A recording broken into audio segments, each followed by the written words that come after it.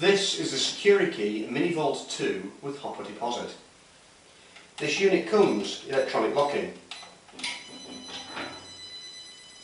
although key locking options are available. As with all the Securikey Mini Vault range, the door is constructed from 8mm solid steel plate, and the body is made from 4mm solid steel plate. The Mini Vault 2, fitted with front-loading hopper, is ideal for the depositing of larger and bulkier items, such as cash bags, deposit capsules, wallets, and even envelopes.